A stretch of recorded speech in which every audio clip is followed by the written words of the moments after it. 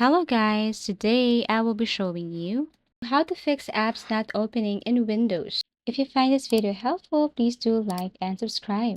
First step, you need to simply restart your computer. Try a simple restart.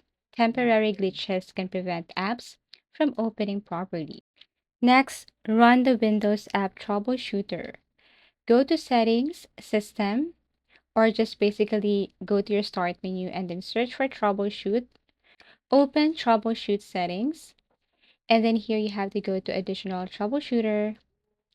Here you have to go to the left side and look for Windows Store Apps.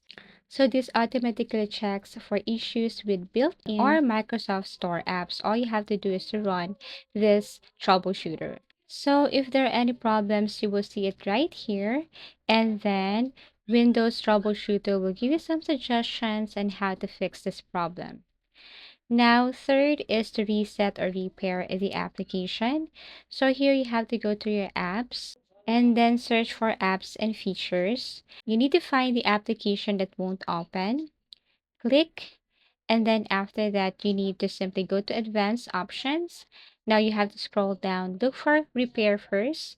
If it still doesn't work, then click reset. Next step is uninstall and reinstall the application. So again, you have to go to your settings or apps, go to your installed apps, and then look for that specific application. Tap uninstall, then go back to your Microsoft Store or your browser, and then reinstall this application again. Now, the very last thing you should do is go to your task manager. So go to your start menu, and then you have to simply look for that application and see if it is enabled. Also, you can disable other applications, especially if this application is non-essential application.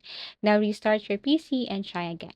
So basically, this is how easy it is to fix apps not opening in Windows. Thank you for watching and see you again in our next video tutorials.